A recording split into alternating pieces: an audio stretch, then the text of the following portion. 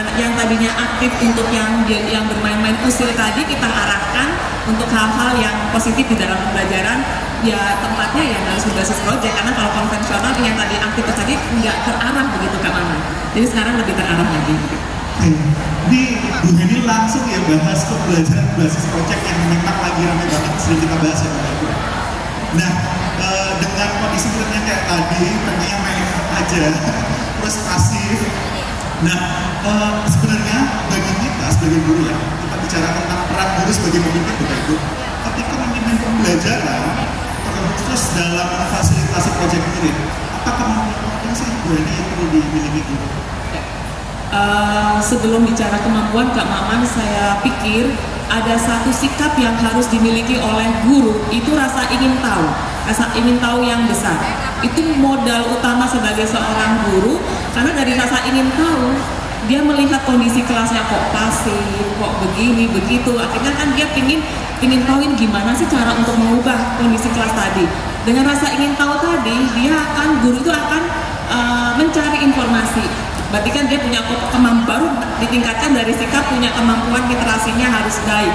Minimal dia bertanya sama teman rekan sejawat atau teman di komunitas, atau mungkin juga cari di internet literasinya tadi. Oh ternyata setelah dia membaca banyak hal, maka kemampuan berikutnya yang harus dimiliki oleh guru adalah inovatif dan kreatif.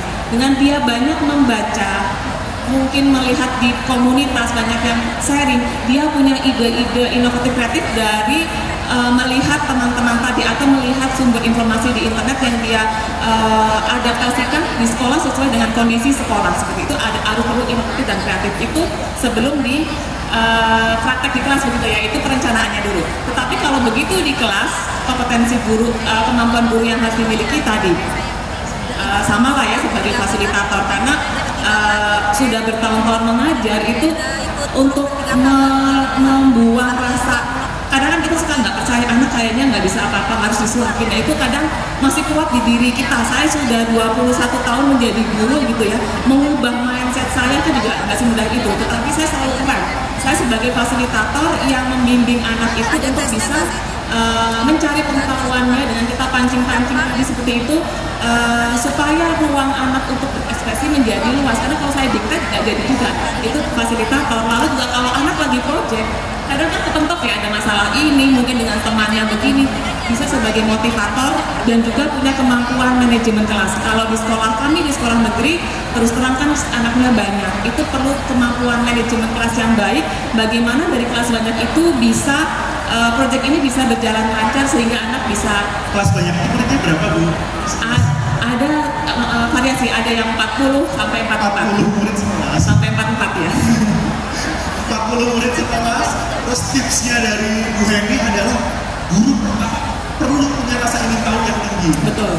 Tentunya kalau kita pengen murid kita punya rasa ingin tahu yang tinggi ya gurunya duluan ya yang kayak gitu Bu Heni ya. Betul. Setuju Bapak Ibu? Setuju. Kayaknya yang ikut TPN setuju semua ya. Oke, nah ini menarik tadi ceritanya Bu Wiwit, Bu Heni. Pertama punya rasa ingin tahu yang tinggi, kemudian kemampuan fasilitasi, dan yang juga jadi basic yang dasar ya manajemen kelas. Apalagi muridnya Bu Heni ada yang satu kelas isi 40, banyak ya Bapak Ibu ya. Nah ini kalau tadi bicara tentang peran guru, kita bergeser ke Bu Wiwit untuk bahas sebagai kepala sekolah, gimana sih kepala sekolah bisa mendukung guru dan murid bisa menerapkan pembelajaran berbasis objek. Oke, pertanyaannya banget. Nah, tadi yang seperti saya bilang sama Kak Mama dan teman-teman di sini, kita sebagai guru atau sebagai kepala sekolah, tadi saya bilang ada dua kondisi yang memang kadang tanpa kita sadari kita tuh ketemu dengan kondisi-kondisi itu. Satu adalah kondisi hati, kedua adalah kondisi kelas sekolah kita. Sama juga halnya dengan para guru. Para guru juga mengalami masalah-masalah yang kondisinya juga bisa jadi beragam. Nah tadi seperti yang Bu Heni bilang, kalau guru harus memiliki kompetensi, rasa ingin tahu itu dimulai dulu dari dalam dirinya. Gimana bisa untuk mengajak anak-anak, kamu pengen tahu nggak kayak gini? Tapi kalau kitanya sendiri sebagai guru enggak, itu juga nggak bisa kan? Nah saya kebetulan diamanahkan menjadi pemimpin sekolah yang ketika saya bertemu dengan para guru yang mereka pasti punya latar belakang kondisi sejarah masing-masing yang dibawa dari rumah ke sekolahnya, dan itu satu kondisi yang wajar. Ketika guru masuk ke dalam sekolah, gerbang sekolah, dia kan harus berperan sebagai guru. Tapi sebelum itu kan dia juga manusia, seorang ibu, seorang bapak, pagi-pagi nyiapin sarapan pagi. Nah, itu kan kondisi-kondisi real yang dihadapi oleh seorang guru gitu. Nah, ketika saya sebagai seorang pemimpin sekolah menemukan situasi-situasi yang real, saya pun juga mengalaminya. Apa yang harus saya lakukan? Yang saya lakukan adalah berempati dulu. Kalau di dalam bahasanya guru belajar atau komunitas kami di guru belajar adalah memanusiakan hubungan, ya, memanusiakan hubungan supaya bisa nanti yang tadi pertanyaan Kang Maman, bagaimana bisa mendukung pembelajaran itu. Awalnya kita memanusiakan hubungan dulu. Biasanya ketika ada pembelajaran proyek yang mulai diprogramkan di sekolah, yang saya lakukan adalah pertama-tama melihat kebutuhan si guru itu. Apa sih yang dibutuhkan sama guru dalam pembelajaran proyek? Apa yang sudah dia tahu tentang pembelajaran proyek? Kesiapan apa? Kemampuan apa? Kemudian keinginan apa yang perlu diketahui oleh si guru? Saya pernah berpikir gini, Kak Maman, seorang guru itu perlu memiliki 3 unsur, yaitu will, readiness, dan ability. Will itu adalah kemauan, readiness adalah kesiapan, ability adalah kemampuan. Nah, untuk 3 ini tuh perlu dicek sama guru-guru dulu. Anda siap? Ini kita mau menghadapi pembelajaran proyek, udah siapkah? Mampukah? Atau kemudian punya keinginan apa dalam hal-hal pada proyek nanti? Itu saya mengecek dulu kebutuhannya guru. Nah, ketika sudah melakukan pengecekan, biasanya ada nih teman-teman guru yang merasa, Bu, kayaknya saya nggak sanggup deh di sini. Bu, kayaknya saya nggak bisa deh di sini. Contohnya apa? Misalnya kayak menghadirkan narasumber, ya kan? Atau menggali pertanyaan-pertanyaan, ya, karena di dalam pembelajaran proyek itu kan yang paling kuat adalah seni bertanya sama anak. Kalimat pemantiknya. Nah, ternyata ada guru-guru saya yang juga memiliki keterbatasan dalam menggali pertanyaan. Berarti setelah saya mengetahui kebutuhan-kebutuhan itu, saya nggak minta oke langsung besok proyek, nggak bisa. Sebelum melakukan itu, apa yang harus dilakukan sebelumnya? Tahapan. Oh, berarti setelah saya melihat kebutuhan guru-guru, oke, berarti mereka butuh latihan bertanya. Oke, kita bikin grup bertanya dulu, seperti itu.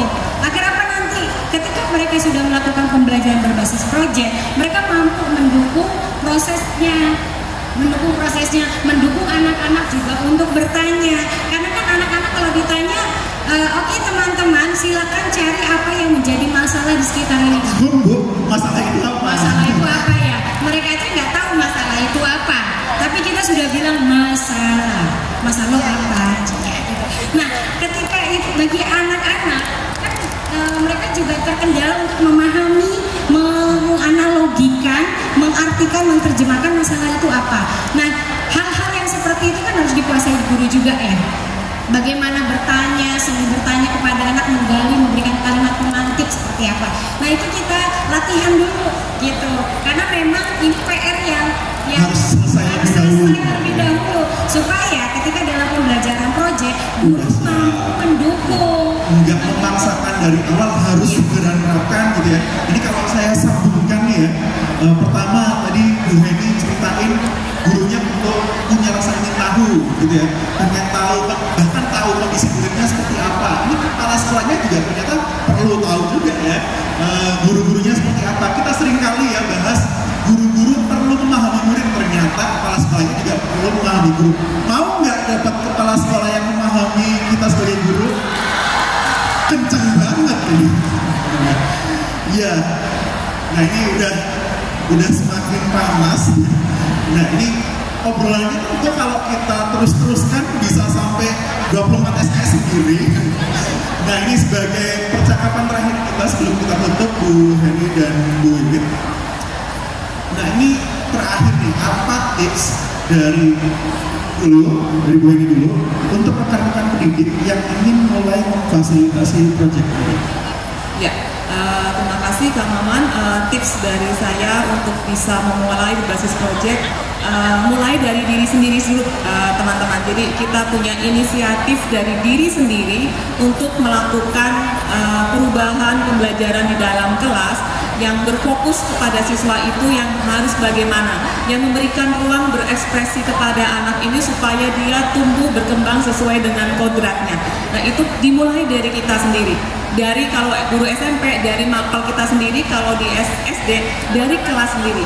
Lalu tidak perlu khawatir atau jangan takut salah apa yang ayah bapak ibu lakukan. Kalau itu adalah untuk ruang ekspresi anak didik kita untuk tumbuh sesuai dengan kodratnya, sesuai dengan potensinya, itu tidak pernah ada yang salah. Mulai dari selangkah, 2 langkah, di situ nanti seperti air. Kalau kita kepentok sini, akhirnya kita karena berbasis pengalaman tadi ya, akhirnya kita menemukan solusi. Oh harus ke kiri sedikit, oh harus itu akan mengalir dengan sendirinya. Dan tadi punya komunitas. Nah ini luar biasa sekali Bapak Ibu di sini, rekan-rekan guru di sini sudah punya komunitas yang mempunyai visi misi yang sama. Di saat kita mungkin namanya kita motivasi kadang naik turun. Nah begitu. Kalau lagi naik sih nggak apa-apa ya.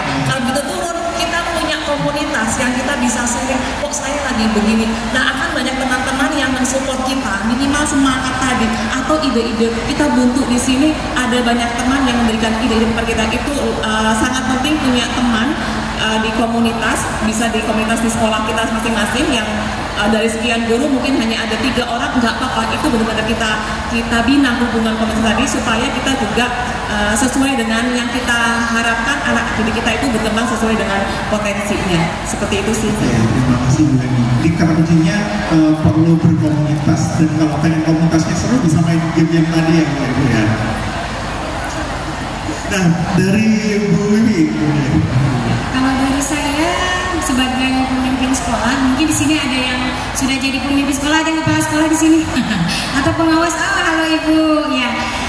Kalau tips dari saya sebagai pemimpin sekolah adalah karena udah beberapa kali melakukan bukan saya bilang pengalaman kali ya, Kak Maman berinteraksi dengan teman-teman. Saya pun dulu juga berawal dari guru ya. Akhirnya dari situ saya mempelajari diri saya, teman-teman saya yang sesama guru, bahwa ternyata sebenarnya guru-guru itu kepengen dipahami. Iya nggak sih? Iya nggak sih? Jadi guru pengen dipahami. Iya. Nah ya, ketika itu sudah dipahami, ternyata kebutuhan-kebutuhan atau keinginan-keinginan untuk berkembang dan lain-lainnya itu akhirnya muncul dengan sendirinya. Intinya adalah sebagai pemimpin sekolah, kita perlu mengetahui kebutuhan dulu. Kebutuhan siapa? Kalau kita sebagai pemimpin sekolah, kebutuhan gurunya. Itu satu. Yang kedua, sebagai pemimpin sekolah itu yakin. Yakin apa? Bahwa guru Anda bisa berubah. Ya. Itu 2, yakin bahwa guru Anda bisa berubah. Mereka adalah manusia juga yang punya latar belakang perkembangan, tugas-tugas perkembangan, tahapan-tahapan perkembangan yang membutuhkan penyelesaian dalam kurun waktu tertentu. Nggak bisa langsung plak Anda harus jadi guru hebat. Nggak bisa. Menjadi guru hebat itu berproses dan itu panjang sekali prosesnya. Itu 2. Nggak bisa satu kali pelatihan langsung besoknya bisa. Saya tuh sering ini pengalaman saya beberapa kali jadi pemimpin sekolah ngadain pelatihan-pelatihan. Hari itu guru saya bisa gak? Belum tentu. Berapa kali saya mengadakan pelatihan? Belum tentu. Itu 10 tahun loh Bapak dan Ibu. Saya bisa membawa guru-guru saya kepada perubahan. Jadi yang kedua tipsnya yakin bahwa percaya guru kita juga mampu dan mampu berubah. Yang ketiga adalah pemimpin sekolah. Yang pertama, karena kita adalah manusia, teruslah Anda belajar, berkembang, berkarya, bertumbuh, berkelanjutan. Karena kalau kita sebagai pemimpin tidak punya keinginan berdaya, berkembang, berkelanjutan, dan tumbuh terus, saya yakin kita nggak akan bisa pada posisi di mana kita menjadi manusia-manusia yang bisa dikatakan sebagai manusia seutuhnya. Itu aja sih. Terima kasih. Tepuk tangan buat Bu Wiwi.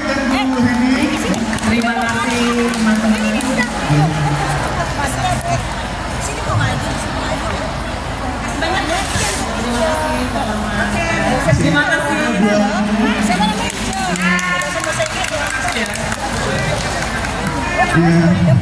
Ya keren banget ya kita dengarkan cerita guru dan kepala sekolah barusan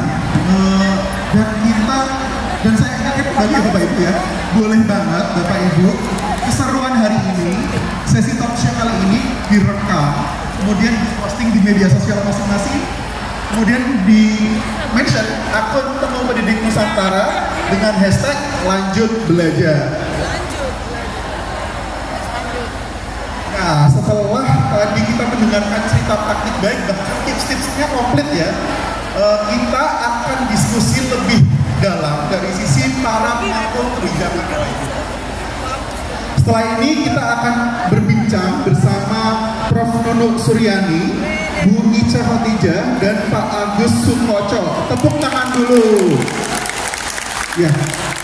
Sebelum saya panggilkan para narasumber di sesi talk show ini, kita akan ada sesi pertanyaan. Jadi nanti akan ada Slido dan Bapak Ibu silakan untuk mengirim pertanyaan di Slido-nya ya.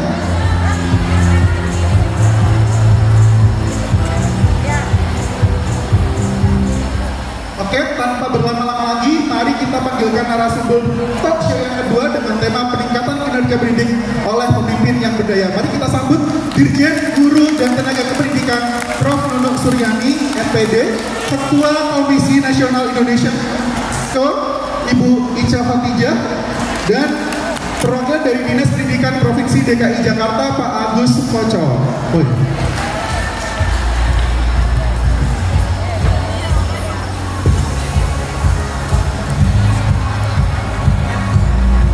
Bagaimana kabarnya Prof. Nunuk, Bu Ica, Pak Agus?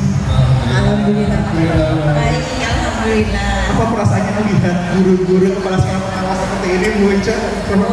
Luar biasa semuanya, Bapak Ibu, Masya Allah. Ya, terima kasih Bapak Ibu sudah menyempatkan hadir, tentunya dengan kesibukannya Prof. Nunuk, Bu Ica, dan Pak Agus. Ini Pak Agus juga cerita baru dari Jogja, bela-belain langsung ke sini nih. Nah, kita langsung saja mulai bincang-bincangnya Bapak Ibu. Ya, saya ingatkan kembali lagi, nanti ada semacam Slido untuk Bapak Ibu jika ingin mengirimkan pertanyaan. Pertanyaan pertama untuk Prof. Nunuk. Prof. Nunuk, bagaimana sih menjadi pemimpin berdaya itu bisa membantu menghadapi tantangan guru, Prof. Nunuk? Ya, terima kasih, pertanyaannya bagus sekali dan susah. Pertama tentu, Assalamualaikum semuanya. Waalaikumsalam. Apa kabar, baik kan? Alhamdulillah. Jadi tantangan terbesar saat ini yang dihadapi oleh guru, sebenarnya kalau ngomong tantangan itu banyak sekali Mas. Ini yang mana ini tantangan ya? Tantangan mulai dari pemerataan guru, peningkatan kesejahteraan guru, jaminan kepastian mereka menjadi D3K atau PNS atau ASN, ya kan? Wah, tapi kalau mau bicara tantangan terbesar di pembelajaran, gitu ya, tantangan terbesar di pembelajaran ya bagaimana guru itu bisa membuat pembelajaran itu menarik buat siswa. Bagaimana bisa menggali potensi setiap siswa di tengah keterbatasan waktu, di tengah pekerjaan guru yang banyak, itulah tantangan terbesar. Bagaimana bisa mewujudkan impian anak-anak kita berkembang sesuai dengan potensi dirinya. Kalau saya ini punya hobi ini bisa berkembang, kalau saya tertarik ini bisa terakomodir, itu tantangan terbesar. Dan ini sebenarnya sudah sekian lama ya, dan alhamdulillah selama Mas Menteri ini ada dengan kurikulum Merdeka dan dengan partisipasi semua guru dan kepala sekolah di sini, pengawas sekolah luar biasa. Ini bisa mewujudkan mimpi murid-murid kita, pembelajaran yang menyenangkan, berpusat pada siswa, ada fasilitas yang ada sarana yang memungkinkan, ada kesempatan yang dia dapatkan oleh guru untuk melakukan hal itu. Terima kasih. Jadi kalau sebagai pemimpin itu berarti apa nih? Bantu guru-guru tadi yang terlaknya juga. Ya, jadi untuk menjawab hal tersebut, Kemendikbudristek sudah ada kebijakan yang sangat populer yang sekarang ini sudah sampai tahun ketiga, yaitu menjadikan guru sebagai pemimpin pembelajaran, agen transformasi perubahan melalui pendidikan guru penggerak. Jadi di pendidikan guru penggerak, siapa yang guru penggerak di sini? Ya banyak sekali kan. Kalau yang belum guru penggerak masih muda-muda, banyak kesempatan untuk ikut, gitu ya. Jadi sebagai pemimpin saat ini di pendidikan guru penggerak itu diberikan bekal bagaimana bisa menggerakkan ekosistem belajar siswa. Nah kalau saat ini sebenarnya kami sudah memfasilitasi dengan pengelolaan kinerja, yang mana di sini peran kepala sekolah sangat amat penting untuk bisa mengarahkan, membimbing gurunya agar bisa melakukan pembelajaran yang berpusat pada siswa. Kalau dulu kinerja guru itu diukur dari dupak ya, setumpuk berkas. Sekarang cukup dengan melaksanakan pembelajaran yang berdiferensiasi, berpusat pada siswa, dibimbing oleh guru, dipastikan dia dibimbing oleh kepala sekolah, dipastikan dia melaksanakan dengan benar melalui observasi di kelas. Itulah yang bisa dilakukan seorang pemimpin. Jadi memastikan guru-gurunya bergerak bersama, melaksanakan pembelajaran yang berpusat pada siswa dan memastikan siswa itu berdaya. Tepuk tangan buat teman-teman. Ya. Ini kalau saya tangkap artinya memang seorang pemimpin pun ketika dia memberikan umpan balik ke mendampingi itu juga memastikan bahwa prosesnya memang berpihak pada anak untuk si para guru. Dan kita semuanya di sini setuju ya Bapak Ibu ya untuk terus berpihak pada anak ya. Oke. Nah ini berikutnya kita bergeser ke Buja.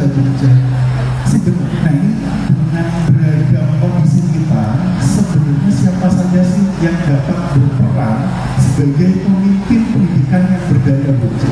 Siapa aja yang tentu Buja bisa berperan demikian? Izinkan saya menyapa teman-teman dulu ya. Selamat pagi.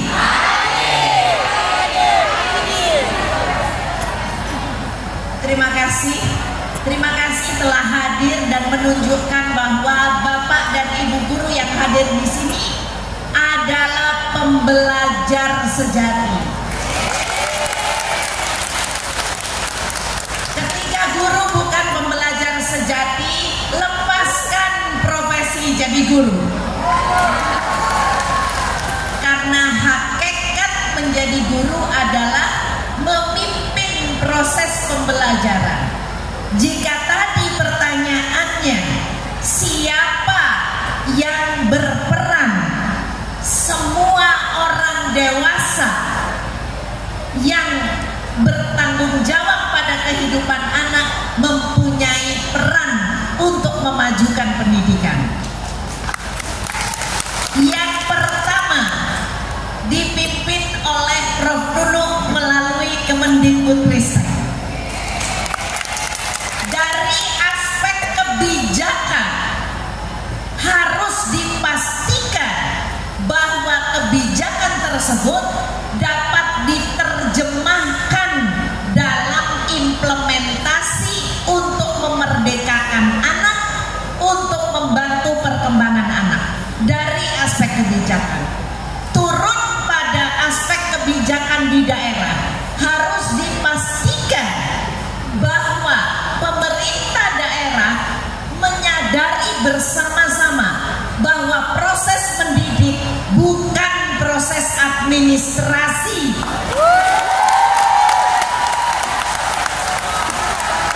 Proses mendidik adalah melatih diri para pendidik untuk sadar bahwa mendidik itu adalah membangun masyarakat mereka di daerah.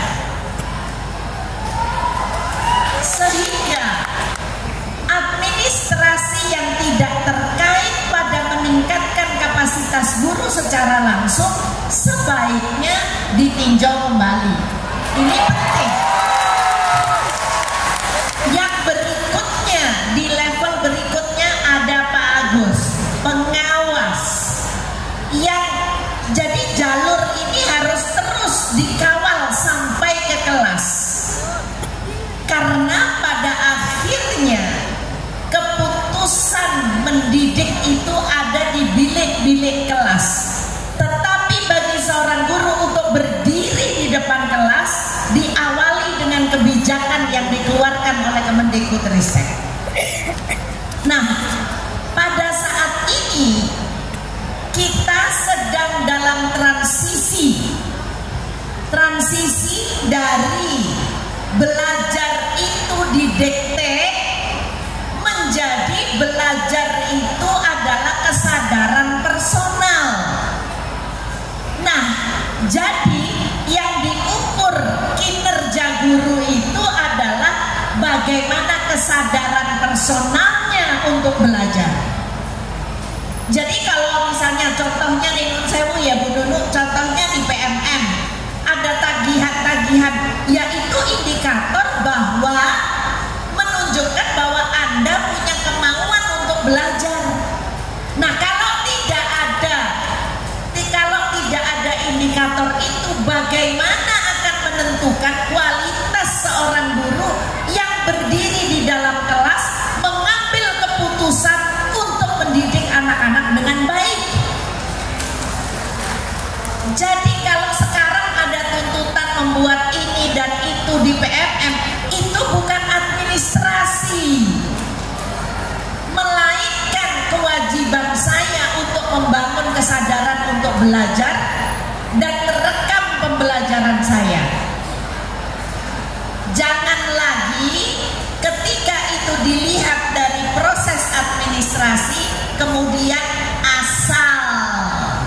Nah, ini menghilangkan semua hakikat kebijakan yang dikeluarkan untuk membela anak. Jadi kalau ketika berbicara siapa yang perlu bergerak, semua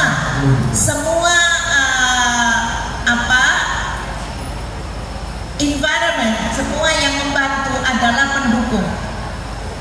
Mendukung siapa? Mendukung guru untuk mengambil keputusan. Bayangkan Bapak Ibu, dalam 90 menit mengajar, dalam 80 menit mengajar, berapa puluh keputusan yang harus diambil? Banyak sekali. Yes, dan ketika guru tidak belajar, maka cenderung keputusannya ngasal. Ketika guru terus belajar, maka setiap keputusannya terasah. Bagaimana menguntungkan setiap anak, setiap individu.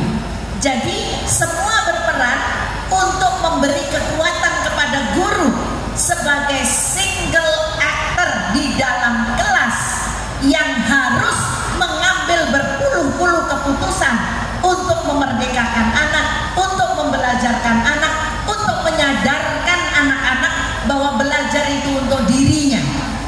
Bagaimana guru memotivasi dirinya, bagaimana kemudian guru memotivasi anak-anaknya. Terima kasih. Terima kasih Bu Ce.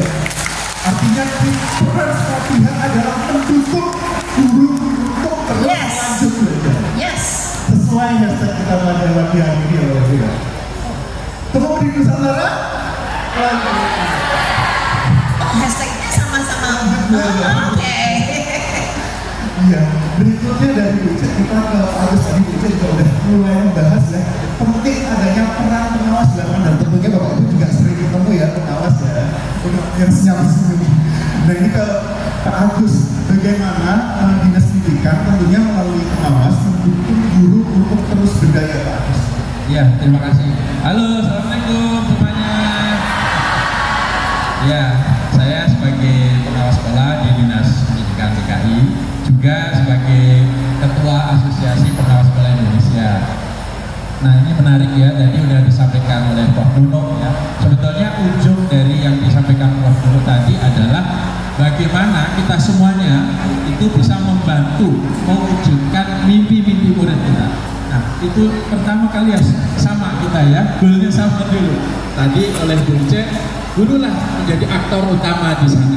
Nah lalu bagaimana dengan kepala sekolah, dengan pengawas, dengan dinas, semuanya harus bergerak serentak. Maka dimulailah dari transformasi pendidikan di Indonesia kan. Kita tahu Merdeka Belajar 1, Merdeka Belajar 2 itu kan bentuk dari sebuah ekosistem transformasi pendidikan Indonesia. Nah lalu diturunkan itu menjadi transformasi satuan pendidikan. Ya ada 5 ya. Namun kita sederhanakan. Kalau itu transformasi satuan pendidikan, berarti ada sebuah lingkungan belajar di sekolah yang aman, menyenangkan, inklusif, nyaman tentunya. Karena anak-anak biar tumbuh berkembang sehingga cita-cita mimpinya itu bisa dengan cepat bisa terwujud. Yang kedua, komponen dari ekosistem transformasi satuan pendidikan, bagaimana dengan kepala sekolahnya? Mengelolanya harus efektif, perencanaannya harus berbasis data. Dan kalau sekarang kita sudah punya platform pendidikan, itu sebuah ukuran capaian yang itu kemudian bisa kemudian di target-target itu bisa terus mencapai satu visi-visi sekolah itu. Nah, yang ketiga, komponen yang tidak kalah penting nih, yang sekarang ada kaitan dengan acara kita, yaitu pembelajaran yang berkualitas. Untuk itu, Bapak Ibu guru harus juga melakukan transformasi di sana. Ada literasi, ada numerasi, ada karakter, bukan hanya penguasaan materi. Karena sekarang ini kan ada kebenaran baru katanya ya. Nah, apa itu kebenaran baru? Kebenaran dari medsos-medsos itu. Nah, hati-hati nih Bapak Ibu guru ya. Jadi kita jangan mudah terombang-ambing. Karena tugas guru cuma satu, bagaimana membantu mewujudkan mimpi murid-murid itu. Nah, kami sebagai pengawas tentu juga punya peran Bapak Ibu. Nah, kalau saya pengawas di Jakarta Selatan ya, Jakarta Selatan ya. Jadi punya peran yang sangat strategis teman-teman ya. Nah, bagaimana kita bisa menjadi seorang daddy?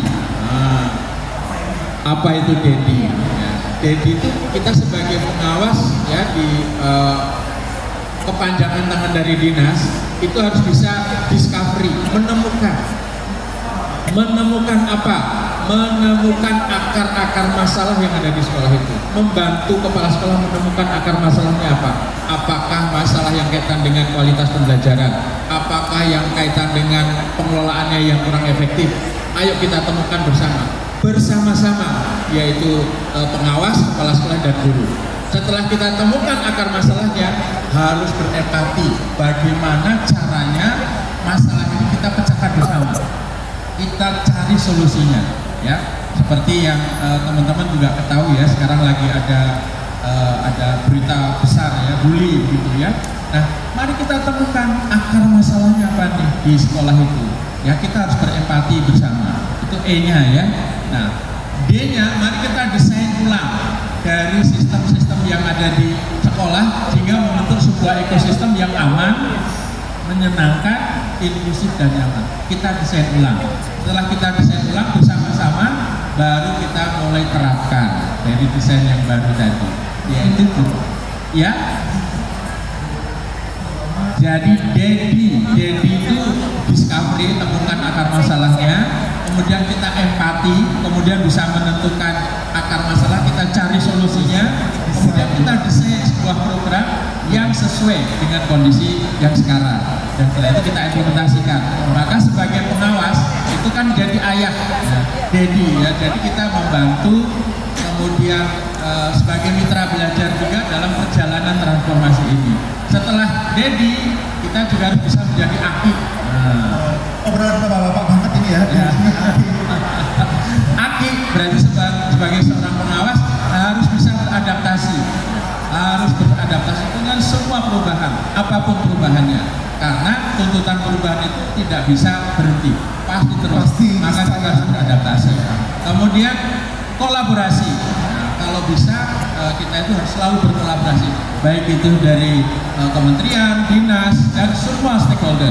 Yang terakhir kita harus bisa berinovasi untuk membantu, ujung-ujungnya membantu mewujudkan mimpi anak-anak kita. Itu ya Mas Maman, terima kasih dari kami pengawas sekolah Indonesia. Kalau tadi kita sudah dengar ya, kepala sekolah mendengarkan guru, ini kita mendengarkan pengawas sekolah yang berempati. Pengen nggak punya pengawas-pengawas yang berempati? Oh, pengen banget. Harus ya. Pasti ini langsung, aku pengen pengawasnya kayak Pak Agus lah. Pengen pengawasnya kayak Pak Agus lah, bantu saya ngatasin masalah di sekolah gitu ya. Sebenarnya senyum kecil ini. Oke, berikutnya ini kita belum ada pertanyaan. Kita secara singkat saja, Prof. Rono, Bu Ica dan Pak Agus, ada satu kalimat penutup untuk menyemangati para guru untuk bisa terus berdaya. Bisa dimulai dari Prof. Nunung lebih dahulu, satu kalimat. Baik, terima kasih. Kalau kalimat yang paling penting itu jangan lelah untuk terus belajar. Jangan lelah untuk lanjut belajar. Karena dengan belajar kita terus merefleksi diri dan terus melihat menyelesaikan masalah-masalah pembelajaran di kelasnya masing-masing. Siapapun itu aktor-aktor pendidikan kita, jangan lelah untuk terus belajar. Terima kasih, Prof. Kemudian dari Ibu Ica. Teman-teman guru, terus belajar sebagai tagline-nya ya, terus belajar.